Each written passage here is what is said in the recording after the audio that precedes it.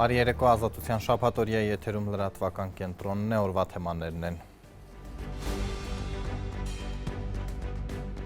Տնտեսական պատժամիջոցներին զուգահեռ Ռուսաստանը Մոսկվա է կանչել իր դեսպանին։ Վարչապետը խոսում է սահմանագծման, ուժա պետք է եղել,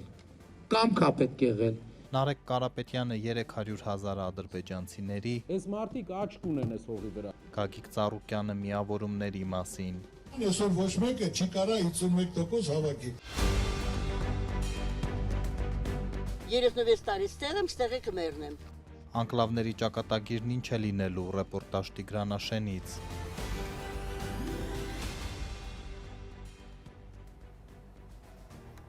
Ռուսաստանից հնչող սպառնալիքների ֆոնին Մոսկվան Երևանից խորհրդակցությունների է կանչել դեսպան Սերգեյ Կոպիրկինին։ Ռուսաստանի արտգործնախարարությունը նշել է պատճառը Եվրամիության հետ մերձեցման ուղղությամբ հայաստանյան ղեկավարության քայլերը, որոնք վնաս են հասցնում փոխգործողությանը Եվրասիական տնտեսական միության շրջանակում։ Երեկ էլ միության անդամ 4 երկրների ղեկավարները նամակ ուղարկեցին Հայաստան, թե կողմնորոշվեք եվրոպական կամ Եվրասիական միություն։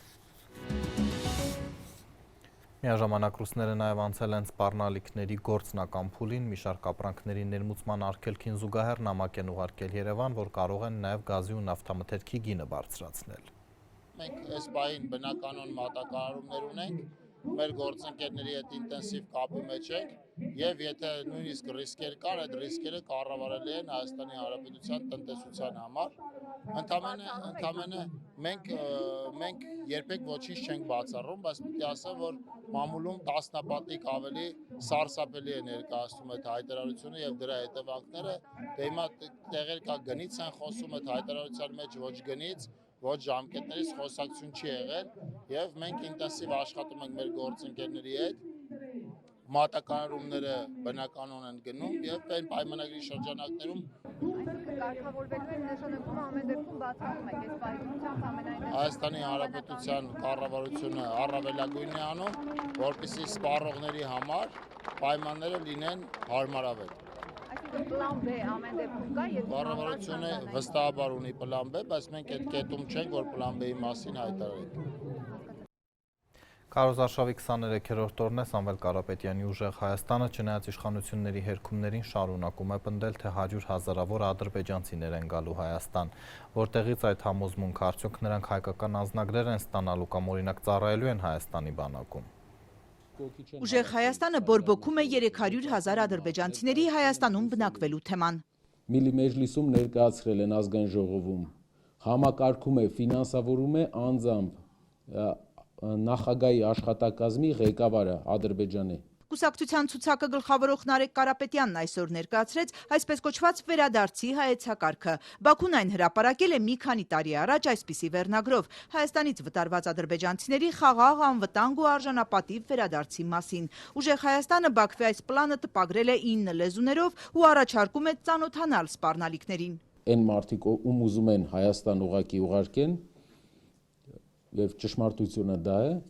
պետք է ունենան անվտանգային ուժեր։ Ըստ Նարեկ Կարապետյանի Ադրբեջանի քաղաքական օրակարգի գլխավոր հարցն է սա ու գործում են տարբեր ուղղություններով։ Գիտնականները վերադարձի հիմքերն են ուսումնասիրում, Փաշազադեն մզկիթների վերականգնման մասին է խոսում, ֆորում ու գիտաժողովներ Արևմտյան Ադրբեջան վերնագրով։ Բաքվի պետական տնտեսագիտական համալսարանում ամբիոն է մարդ բացում,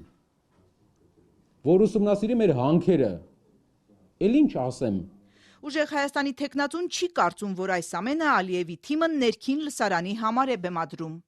Էսի ներքին լսարանի համար չի։ Մեղրից 10 կիլոմետր վրա ֆորում անել միջազգային վերադարձի մասին, ոչ թե համայնքի ընդհանուր։ Ներքին լսարանի համար չի։ Բրյուսելում ֆորում անելը ներքին լսարանի համար չի։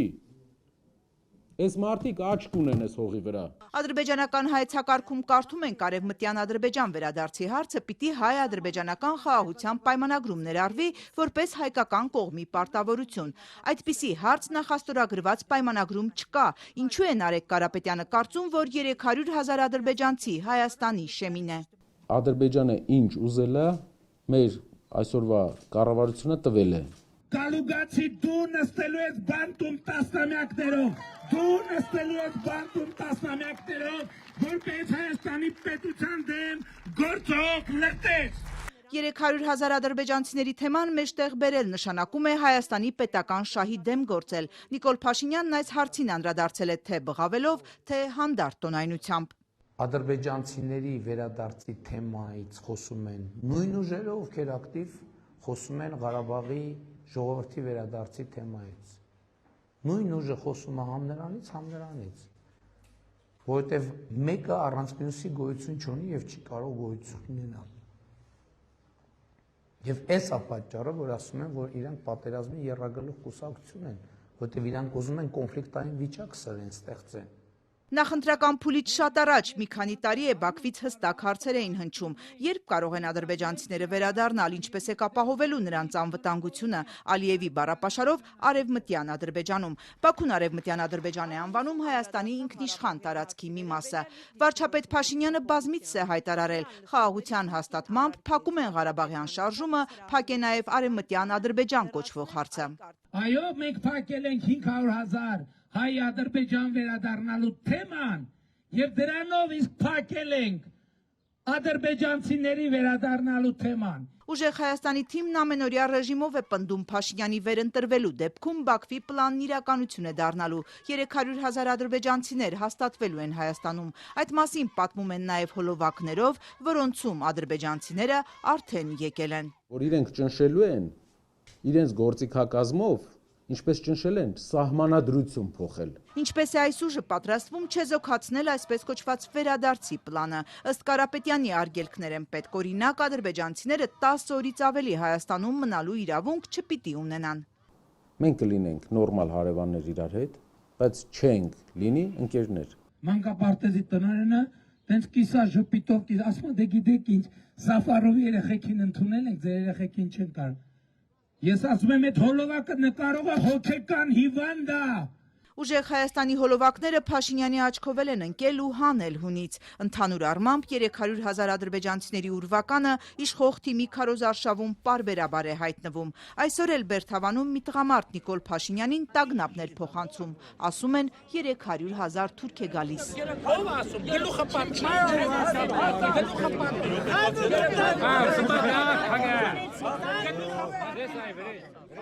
Ասողը գլուխը պատով է տալիս 4 անգամ կրկնեց Փաշինյանը, իսկ քաղաքացում դժգոհ հավաքվածները հեռացրին տարածքից։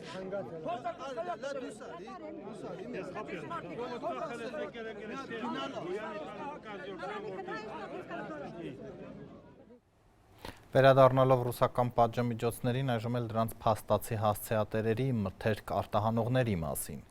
Հայաստանում մեկ շաբաթյա ստուգումներից հետո ռուս մասնագետները հայկական 2 ընկերության թույլատրել են կրկին ձուկ տանել Ռուսաստան։ Ստուգումներն անցկացվել են 8 բուսաբանական եւ 4 ձկնաբուծական տնտեսություններում։ Ավելի վաղ ռուսական կողմն այս ընկերությունների մուտքը սեփական շուկա արգելել էր, հիմնավորելով, թե որակի վերաբերյալ կասկածներ ունեն։ Մյուս ընկերությունների, ինչպես նաեւ բուսաբուծական արտադրավայրերի ստուգումների արդյունքները դեռևս ամփոփման փուլում են։ Ռուս մասնագետները Հայաստան էին եկել սննդամթերքի անվտանգության տեսչական մարմնի հրավերով։ Նրանք հատկապես հայկական կարմրախայտի 5.5 կիլոգրամանոց քաշն էին կասկածի տակ դրել։ Շուրջ 10 տարի Հայաստանից բացառապես Ռուսաստան իշխան արտահանող MF Export-ի տնօրեն Կարեն Հարությունյանն ազատությանն ասաց, կարմրախայտ չունեն, բայց մինչև 7 կիլոգրամանոց իշխան ունեն։ Եկան ստուգեցին, իրենց աշխով տեսան մեր արտադրանքը, գործարանը, որ սա համապատասխանում է խասպին էլ համապատասխանում միջազգային ստանդարտներին էլ համապատասխանում ձկի չափն էլ, որակն էլ, քաշն էլ, արտադրանքի ծավալներն։ Ձեր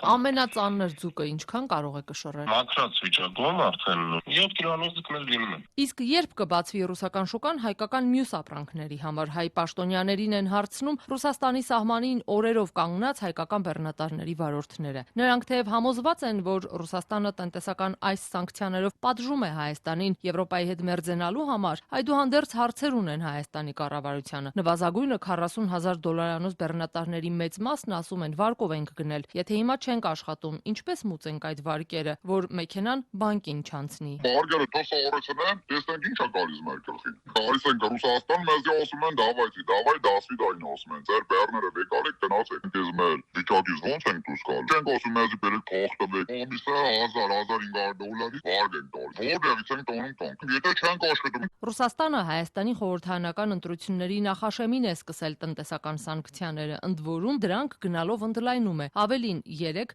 ԵԱՏՄ անդամ մյուս պետությունների Բելարուսի, Ղազախստանի ու Ղրղզստանի ղեկավարները միացան Պուտինին Հայաստանին կոչ անելով հանրաքվե անել Եվրամիությանն անդամակցելու կամ ԵԱՏՄ-ում մնալու հարցում։ Այս ֆոնին տարածքային կառավարման նախարար Դավիթ Խուդատյանը վստահեցնում է, կառավարությունը ոչ մի գյուղատնտեսի մենակ չի թողնի։ Նախարարը հիշեցրել է նման սահմանափակումներ ու ստուգումներ էլի են եղել։ Իրանի հետ կապված, դրանից առաջել են կոնյակի հետ կապված խնդիրներ արձանագրել։ Սովորական աշխատանքային խնդիրներ են, որոնք վստահաբար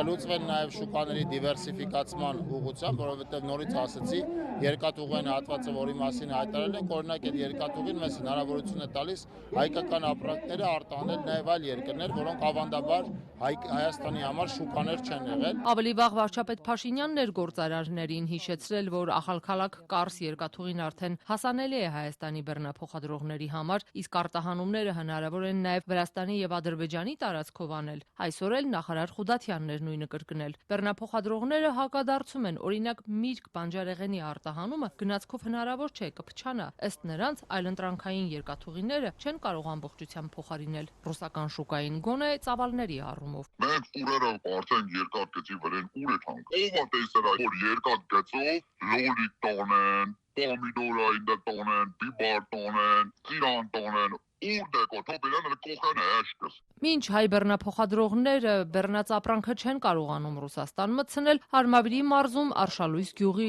լոլիկ արտադրողներն են ոտքի կանգնել։ Ասում են, արտահանման խնդիրները մի կողմից, մյուս կողմից էլ չեն կարողանում մրցել հայկական շուկա մտնող իրանական էժան լոլիկի հետ։ Պահանջում են սահմանափակել դրանց մուտքը։ Փոխնախարարը պնդեց, սահմանափակել չեն կարող, ԵԱՏՄ կանոններն են այդպես, բայց առաջարկեց աճեցրած լոլիկը վաճառել Երևանում բացվող գյուղատնտեսական նոր շուկաներում։ Առաջարկը գյուղացիների սրտով չէր։ Մեր պահանջը այն է հետևողական լինեք, որ գներ ինչ նման 400, 500 ու միաժամանակ պետք է լճացում տա տեղական պոմիդորը, այդ ժամանակ արգել դրեք, որ մարդիկ չբերեն։ Որ Հայաստանը լինելով ԵԱՏՄ անդամ, ինքը այդ սահմանափակումները երբ կիրառում է, այն պետք է համաձայնեցված լինի մնացած անդամ երկրների հետ։ Էկոնոմիկայի նախարար Գևորգ Պապոյանն էլ Civilnet-ի տաղավարում հույս էր հայտնել, թե ազգային ժողովի ընտրություններից հետո կլուծվի խնդիրների մի մասը։ Մնացածն էլ ասաց սառը գլխով հետո կխոսեն Ռուսաստանի հետ։ Նա օրինակ բերեց Բելարուսն ու Չեչնյան, ասաց անխոչնդոտ ներմուծում կա Ռուսաստան։ Հաղորդավարին հարցրեց, առաջարկում եք Հայաստանի կարգավիճակը մոտեցնել այդ երկրներին։ Պետության շահերը կշռելուց չենք կարող ամեն ինչ փոխել լոլիկի հետ։ Հայաստանից Ռուսաստան մտնող ապրանքների մեծ մասն ըստ Պապոյանի չեն զիջում եվրոպական ստանդարտներին։ Էկոնոմիկայի նախարարը նորից էր պնդել խնդիրը, ընդդիմադիրներն են հրահրում, բայց կրկին չբացատրեց ինչպես։ Մենք անվանում ենք պատերազմի եռագլուխ կուսակցություն։ Ինչ կարող են իրենք արած լինել օրինակ։ Եվ ենթադրում եմ, որ որոշակի աշխատանք են տարել որոշակի շրջանակներում, ոչ բարձր, որպեսզի նաև այս սահմանափակումները մեր հայ արտադրողների նկատմամբ կիրառվեն եւ ընտրական տրամադրությունների վրա ազդեն։ Այո։ Վարչապետ Նիկոլ Փաշինյանը Տավուշում նորից անդրադարձել է սահմանագծմանը, որ կանգ առավ, երբ Ադրբեջանը ստացավ 4 գյուղերը։ Չնայած ստորագրված փաստաթղթերին գործընթացն այլևս տեղից չի շարժվում, Հայաստանի տարածքները մնում են օկուպացված։ Սահմանազատումը պետք է շարունակվի հյուսիսից մինչև հարավ։ Այսօր Տավուշի սահմանամերձ գյուղերում հայտարարեց վարչապետ Նիկոլ Փաշինյանն առանց արդեն 2 տարի կանգ առած գործընթացի մասին կոնկրետ տեղեկությունների։ Լուծումը սահմանազատման արդյունքում պետք է առնի անտիչը։ Նարեկ։ Լուծում պետք է առնի որ Նարեկը el կոնֆլիկտի կռիվի հեռանկար իր երեխեն այդ թեման հավետ փակվի, հավիտյան փակվի, որ Նարեկը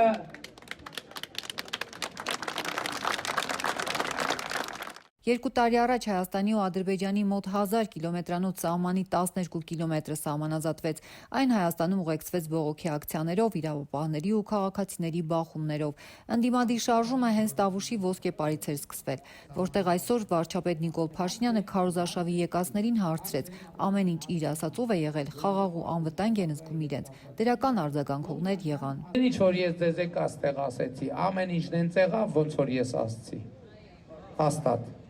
Հիշում եք, չէ՞, ու նաև մարդիկ կային այսօրվա եւ նորվա անդիմությունից, որ եկել էին, էս էին ասում, սենց ալնելու են ասում, էսա խափում, մենա խափում, մենա խափում։ Ես ոնց որ ասեմ, ճշգրիտ 100%-ով սենց ալն, տենց ա եղել, տենց չի եղել։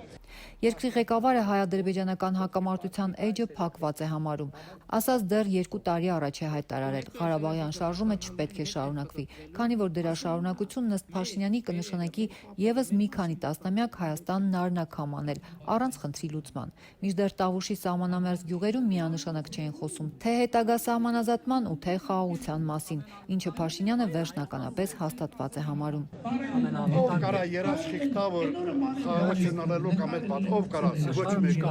թե բան չկա, որ որևէ մեկը կանգնի ասի էսենց անել։ Հա, ասում ենք խաղաղություն, սա խաղաղություն, իրանք պետք է ասեն խաղաղություն դել է ժողովրդի ցերից ինչ ա կարել։ Այ հիմի եթե լավ խաղաղանց կենա, լավ, այդ խաղաղությունն էլ կամաց գալիս է, ամեն ինչ նորմալ իր ունն անգնել։ Մեզ հետաքրքրեց, որ իրան ընտրենք, լավ աշխատող է, լավ վարչապետ է մեզ, շատ ընտիր։ Ամեն բան էլ օգնում է ժողովրդին։ Չնայած մի քիչ թույլ է, բայց լետ մալադեց իրան։ Հիմա դե ընտրվեց։ Որո այդ բաներին չի դատել, չի նստացրել։ Եթե ոսկեպարում ու նոյեմբերյանում լավատես են, Բերթավանում մտավախություններ ունեին։ Սահման գծողներն իրենց գյուղ հասնեն, այգիների գոնե մի մասը ձեռքներից գնալու է։ Ըստ այս սահմանազատումը մեր գյուղին կանդրադառնա վատ։ Այսինքն իրենք կմոտենան նկատի ունեք հնարավոր չի լինի մշակել։ Բայց հիմա այդ օրինակն ա վերում, որ Գիրանցում ընդամենը մի քանի մետր է տարբերությունը, բայց էլի անվտանգությունը մարդիկ իրենց վատը չեմ անվտանգությունը կարալի։ Քանի որ ես աղքյանքս ծառայ է։ Ես գիտեմ անվտանգություն եփալը, վտանգը եփալ։ Չեք հավատում, վստահ չեք դուք էլ, հա,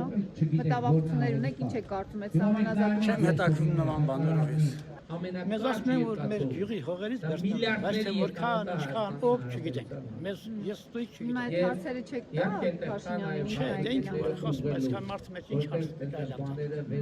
Շատ հարցեր կա։ Բերթավանում անվտանգության հարցերից բացի իրենց ամենօրյա խնդիրների մասին էին ուզում լսել երկրի ղեկավարից։ Ժամանակին Բերթավանում 162 հեկտար խաղողի այգի են սեփականաշնորհել։ Այսօր դրա 20%-ն էլ չի մշակվում։ Փաշինյանը սահմանազատումը շարունակելուց էր խոսում, բերթավանցիները ոռոգման ջրի բացակայությունից։ Այգիներն անջրդի են, ջահելները գյուղատնտեսությունից ձեռք են քաշել, օգուտ չկա ասում են։ Բա ինչ այգիները ինչ ավելի վատ վիճակ է։ Ժամանակ ջրի պակասեր, մի աշխատողի պակասել կա, սա անապատադարել են այգիները, սա վրախել են։ Մի ուրիշը 1 տարի առաջ գյուղում թափված աննախադեպ կարկուտից ու դրա վնասներից էր խոսում։ Կարկուտը Բերթավանում անվնաս տանիք չի թողել, ով կարողացել իր ուժերով վերականգնել է ջարդփշուր եղած տանիքները, ով չէ, դրանք պոլիէթիլենով է ծածկել կամ ամեն անձրևին կաթոցքների տակ կաթսա է դնում, պատմում են բերթավանցիները։ Այս մարդը 5 միլիոնի վնաս է կրել։ 100,000 դրամ են դրել, ինչին է պետք։ Տանիքները ով կարեցել է, վերանորոգել է, ով չի կարեցել, այդ մեբելը տեղաշոր չի խարաբար, թացան։ Հիմա դեռ կաթում է։ Բա իհարկե կաթում է։ Տելեֆոնով անով հագացել ժամանակավոր։ Դիմել ենք մարզպետարան, ես անձամբ նոյեմբերյան մարզպետին դիմել եմ, ասավ այդ հարցը կառավարությանը դիմել ենք։ Կառավարությունը դեռ պատասխան չտալի, ես մի տարի է։ Նայր մեր տունն էլ են 3 միլիոն ենք տվել, որ կրիշել են։ Որտեն տանք, որ Ռուսաստան չվերգեն, որտեն ինձ 3 միլիոն։ Այդ պամիդոր եմ անում ճիճուն ուտում, Այսօր բերթավանցիները գյուղ եկած վարչապետին այլ հարցերով էլ դիմեցին։ Գյուղացիներից մեկը խաղողի մթերման դժվարություններից խոսեց։ Պատասխանը սակայն նրան չէր գոհացրել։ Ասաց խաղողն իրենց այս տարի էլ օգուտ չի տա։ Չխավարար է ձեր հարցը անորոշ պատասխան, որ ընդհանուր առմամբ 14 միլիոն աջակցություն են ցուցաբերել, բայց գյուղացուն դրանից չի օգտվում, չգիտե ինչ անել։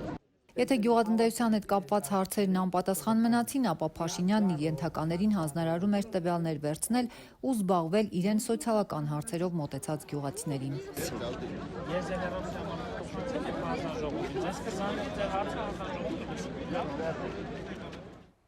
Քարոզարշավի մյուս թեման անկլավներն են, որոնց փոխանակման սցենարը Հայաստանը չի բացառում Արցվաշենի դիմաց ադրբեջանական 3 տարածքները։ Ռեպորտաժ Տիգրան Աշենից, որը այս պատմության առանցքային բնակավայրերից է։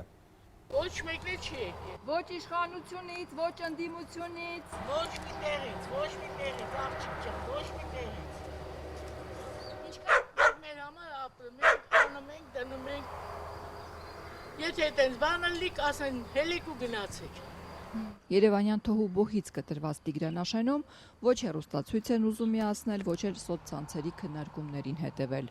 բայց ականջներին հասել է, իրենց բնակավայրը նորից քաղաքական առևտրի թեմա է դարձել, այս անգամ ընտրարշավի ընթացքում, եւ իշխանությունը եւ ընդդիմությունը առիթը բաց չթողեցին անկլավների թեման օրակարգ բերելու համար։ Եթե այս չարիքի իշխանությունը վերարտադրվի, Տիգրանաշենը հանձնելու է։ Ու սա չափազանցություն չի։ Թե Արցվաշենը հետ է գալիս ամբողջությամբ, հիմա մենք սահմանազատման արդյունքում պետք է վերջին հետևանքները լուծենք։ Քարոզարշավի ընթացքում հնչած հայտարարություններից այն կողմ Տիգրանաշենում ապրողների պնդմամբ ոչ ընդդիմությունից, ոչ իշխանությունից մարդ ոտք չի դրել իրենց գյուղ, թեև եւ իշխող քաղաքացիական պայմանագիրը եւ Տիգրանաշենի կորուստը գուժող ընդդիմադիր Հայաստան դաշինքը Վայոց ձորում քարոզարշավ իրականացնելիս անցել են փոքրիկ գյուղի կողքով։ Ոչ մեկ չի եկել, ոչ մի բան չի ասում, ես որ գյուղը հանձնում են կամ չեն հանձնում, ոչ մի թեմա չկա, ոչ մի խաբարություն չի։ Մեքենայով էին անցնում գյուղով այս տղամարդիկ, երբ նկատեցին տեսախցիկը։ Կայանեցին, որ զրուցեն, չտեսանկարահանվելու պայմանով։ Սոցցանցերի լուտանքի տակ չեն ուզում ընկնել իրենց կարծիքի պատճառով։ Եթե ես Տիգրանաշենը տվեց, դե Արցվաշենը տա, չէ՞, ես մեծ հաջողով գետամ Արցվաշեն։ Որովհետեւ շատ մեծ բնությունով հարուստ տարածք է, լիճ կա դաժե։ Այն ավելի մեծ տարածք է, քան դե Տիգրանաշենը։ Ադրբեջանական մեդիան եւ փորձագիտական դաշտը թեման վերջերս դարձյալ ակտիվացրել է։ Բաքուն շարունակում է պնդել, որ Քյարքին Ադրբեջանի անկլավ է եւ պետք է վերադարձվի սահմանազատման գործընթացի շրջանակում։ Հայաստանին կա գլուխ վարչապետ, որ ամենաբարձրն է, էլի։ Այդ մարդուն անցյալ տարի այս ժամանակները հարց են տվել, ասել են ախպեր, դե բանի Տիգրանաշենի հարցը ոնց կլի։ Մարդն էլ ասավ քարտեզը դնելու ենք, նայելու ենք, թուրքն էլ մենք էլ։ Եթե իրանց եղավ, Քյարքին տալու ենք, չի ասում Տիգրանաշեն։ Պետք է ես ինչ ասեմ, էլ դրանից բարձր ինչ ասեմ։ Բարդ իրավիճակ է։ Եզրահանգեց 90-ականների այստեղ տուն տեղ դրած մրգատու այգի տնգած տարեց տղամարդը, որը թույլատրեց նկարահանել միայն կանաչով հարուստ տնամերձը։ Ամբողջը իմ ձեռներով լրիվ պատվաստ ամեն ինչ արել եմ, բախճան լիքը ամեն ինչա ցավոտ տանում։ Եթե սա էլ պիտի կորչի, չավարտելով միտքը շարունակեց։ 40 տարիների ընթացքում 2 տուն ձեռքից տարել են։ Իմանամ 2 հատ տուն եմ կորցրել, 2000 դրամ պետական աջակցություն չեմ ստացել։ Մեկը Ադրբեջան Բեգումսարով եմ թողել տուն, մեկն էլ Լևոն Արխում եմ թողել։ Եկել եմ ստե, հիմա մեկը գալիս է տենց ասում, սենց ասում, նենց ասում, ինչ անենք, մենք ով ենք։ Մռնանքը Ստեփանակերտ մարդ ա եղել, մի հատ ապակուն ասմա 6000 փող ա տվել։ Առել դրել իր տանը վրա։ Իմ եղած չեղածս $6000 փող չի կազմում։ Հիմա եթե այնի կանացել է դուրս գա գաստե ապրի ինֆարկտ ստանալով, մենք էլ կապրենք էլի մի ձևի, մռնանքես, ինչ ասեմ։ Ամեն ինչին սովորել են։ Դե ինչ անեմ։ Բանը արածին ասում է մեխի գլխին գոմբով տալ չի լինում։ Ինչ անենք, մենք ինչ կարանք անենք։ Դեռ երկար process կլինի սահմանազատման, կարող է պայմանավորվենք այնպես, որ մենք այնտեղ Արցվաշեն ունենք ավելի մեծ, նրանք կարող է չհամաձայնվեն, ասեն թող Տիգրանաշենը մնա, Արցվաշենն էլ իրանց մնա։ Հնաբնակներից լավատես է Ազատուհի Հովանիսյանը։ Փող համաձայնության կգան։ Կարևորը պատերազմ չկա, մենք խաղաղություն ենք ուզում եւ մենք սրտիկ ենք, գիտեք։ Յուղում շշուկներ կան, թե միակ դպրոցը փակվելու է։ Հարևան Սևակավանում նորն են կառուցել, այս գյուղում էլ 2 աշակերտ է ընդամենը մնացել։ Բայց տիկին Ազատուհին ուզում է հավատալ, որ թեկուզ մեկ երեխայի համար հին դպրոցը կմնա։ Կարևորը ըստ տիկնոջ խաղաղությունն է։ Մտահոգություններից մեկն էլ այն է, որ Տիգրանաշենը ռազմավարական նշանակություն ունի, որովհետև այնտեղով անցնում է դեպի Սյունիք տանող հիմնական ճանապարհը։ Էլի Ղափանում էլ գիտեք, ես շատ եմ եղել Կապանում եւ տեսել եմ, որ այնտեղ էլ ադրբեջանցիները կանգնած են, մեր վարորդները գնում են, անցնում են, գալիս են։ Իմ աղբերը 1000 անգամ զանգել, ասլա թուրքերի միջով եմ անցնում, անցնեմ նոր կզանգեմ կխոսանք։ Հա ինչ կա, պետք է վերջապես այդ խաղաղությունը լինի, թե չէ։ Հարևաններով այս թեմայի շուրջ աշխատում են չզրուցել։ Ժառերի մեջ տեղավորված մայրաքաղաք Երևանից մոտ 110 կիլոմետր հեռավորության վրա գտնվող այս փոքրիկ գյուղի կյանքը քաղաքական օրակարգից դուրս են ուզում պահել։ Խոսում են։ Դեռ թող խոսում են, թող խոսան, ինչ անենք։ Ես ոչ մի տեղ չեմ գնացել, ես բախուտ տուն տեղս թողել եմ, եկել եմ 36 տարի ստեղ եմ, ստեղ եք մերնեմ, իսյո։ Դաշ իմ երեխան է, երես գերեզմանոցումն է, ես ոչ մի տեղ չեմ գնալու։ Գագիկ Ծառուկյանը Լոռիում խոսել է հետընտրական միավորման անհրաժեշտության մասին, նա արդեն ասել է, որ Փաշինյանի հետ կոալիցիա չի կազմելու, չի ցանկանում նաև Քոչարյանին վարչապետ ընտրել, Սամվել Կարապետյանի մասին լռում է։ Իմ ուղեղի թիլադրանքով հաղթանակը միայն ապահովում է այն կուսակցությունների, քերեների հաշվին, որոնք կմիանան։ Ես համոզվել եմ։ Այո, այսօր ոչ մեկը չի կարա 51% հավաքի։ Անպայման պետք է համախմբվենք եւ այս ծրագրերը իրականացնենք, կյանքի կոչենք, ամենակարևորը իմացեք, ինչ որ ասեցի, ես դա ժողովրդի տեսածն եմ ասում, լսածն եմ ասում, որ առաջնային համաձայնվեն իմացածները, որ դա պետք է կյանքի կոչվի, հենց առանցին պետք է դրվի, ուրեմն ոչ մի խնդիր չկա։ Ռոբերտ Քոչարյանի դաշինքը ըստ Միջազգային հանրապետական ինստիտուտի վերջին հարցման գուցե չհաղթահարի անցողի քշեմը, նա ինքը չի թանկցնում, որ հետընտրական միավորումով է միայն հնարավոր հեռացնել Նիկոլ Փաշինյանին։ Հայաստանում երբեք չպետք է լինի այն համակարգը, որը բերեց 18 թվականի հեղափոխության։ Սա մենք երաշխավորում ենք, որովհետև այն ժամանակ իսկապես ժողովուրդը դուրս եկավ փողոցներ ավելի լավ կյանք ակնկալելու մղումով։ Այդպես է եղել։ Ստացանք ճիշտ հակառակը, որովհետև հայտնեցին այդ փողոցի ղեկավարման, այդ գլխին հայտնեցին մարդիկ խաբեբայներ, քաղաքական խարդախներ, որոնք մոլորեցին եւ տարան այդ շարժումը լրիվ ուրիշ ուղղությամբ։ Սրան վերջը մենք տալու ենք։ Եվ մեր նպատակը պարզապես իշխանափոխություն չի, մեր նպատակը որակյալ հայկական պետականություն ստեղծումն է։ Նորից ընտրապայքար է մտել ազգային ժողովրդավարական բևեռը, չնայած երկարամյա պայքարին քաղաքական այս ուժին երբևէ չի հաջողվել խորհրդարան անցնել։ Բևեռի մի քանի առաջնորդներ բանտում են Սասնա ծռեր զինված խմբի գործով։ Տարիների ընթացքում մենք միշտ գնահատել ենք իրավիճակը, ասելով, որ մեզ դակավին չի հաջողվել պետությունը ստեղծել, առավել ևս ազգային պետություն, ազգային իշխանություն, ազգային պետություն։ Մենք մեր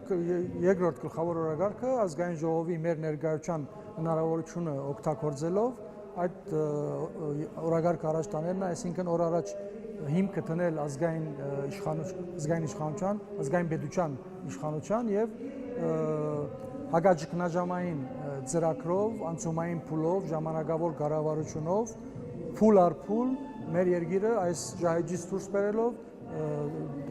դեղափոխել դեպի զարգացման հուն եւ հզորացման հուն։ Դեպի ինքնիշխան Հայաստան մենք բոլորս պետք է հասկանանք, եթե մենք այդ ինքնիշխանության հոգեվիճակում չլինենք, ինքնիշխանության ուղղությամբ դրամապանությամբ չկործենք, մեզ չի հաջողվելու պետությունը ստեղծել։ Կենտրոնական ընտրական հանձնաժողովը մերժել է Լուսավոր Հայաստան կուսակցության դիմումը եւ դիտորդական իրավունքից չի զրկել Դանիել Իոնիսյանին։ Էդմոն Մարուկյանին զայրացրել էր, որ իրազեկ քաղաքացիների միավորման նախագահը հրապարակել էր ռուսալեզու մի կայքի հոդված իր մասին։ Չնայած Կենտրոնական ընտրական հանձնաժողովը գնահատում է հրապարակումը խնդրահարույց, այնուամենայնիվ այն որպես եզակի դեպ բավարար չէ եւ չի բավարարում այն շեմը, որի պատճառով կարելի կլիներ ուժը կորցրած ճանաչել դիտորդի կամ կազմակերպության գրանցումը։ Դիտորդի կողմից այդպիսի հրապարակումների միտումը կրկնությունը կամ նույն կազմակերպության տարբեր դիտորդների կողմից թեկուզ եզակի խնդրահարույց հրապարակումների պարագայում կենտրոնական տրական հանձնաժողովը կարող է այն դիտարկել որպես դիտորդի կողմից քաղաքական չեզոքության խախտում կամ տարբեր դիտորդների կողմից համատեղ խմբային քաղաքական չեզոքության խախտում եւ կարող է առաջ բերել կազմակերպության հավատարմագրումը ուժը կորցրած ճանաչելու հարց։ Հիմք ընդունելով վերագրյալը եւ ղեկավարվել ընտրական օրենսգիրքի 47-ից 49-րդ հոդվածներով կենտրոնական տրական հանձնաժողովը որոշում է անկախ դիտորդ դաշինքի անդամ իրազեկ քաղաքացին միավորում հասարակական կազմակերպության հավատարմագրումը ուժը կորցրած ճանաչելու հիմքերը բավարար չեն։ Սյուն որոշումը ուժի մեջ է մտնում նիստում հրապարակելու պահից, սյուն որոշումը կարող է բողոքարկվել Հայաստանի Հանրապետության վարչական դատարան օրացույցային 3 օրվա ընթացքում ԿՀ-ն կարող էր դադարեցնել գոնե միայն Դանիել Իոնիսյանի հավատարմագիրը, բայց դա էլ չարեց, սակայն ԿՀ-ն որոշել է, որ պետք է անկախ դիտորդ դաշինքը, որի մեջ մտնում է Դանիել Իոնիսյանի իր կազմակերպությունով, հեռացնի իմ վերաբերյալ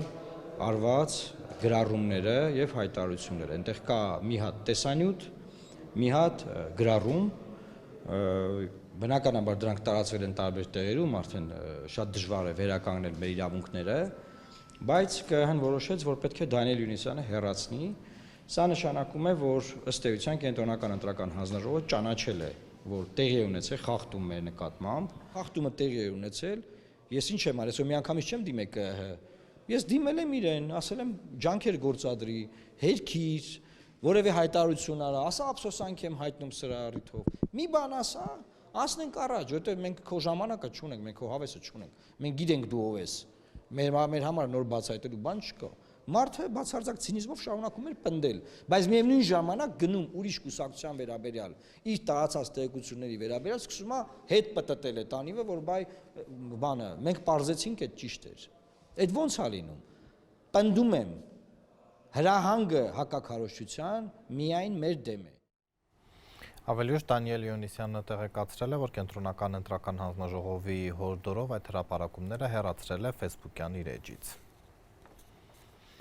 Միջազգային լրահոսից Ուկրաինան հաղորդում է, որ անօդաչու թռչող սարքերով գրոհել են ռուսաստանյան Տագանրոգ քաղաքի ռազմական օդանավակայանն ու ոչնչացրել 242 օդանավ ու Իսկանդեր հրթիռային համալիր։ Մոսկվան միայն հայտնել է, թե հարյուրավոր անօդաչուներ են խոցել։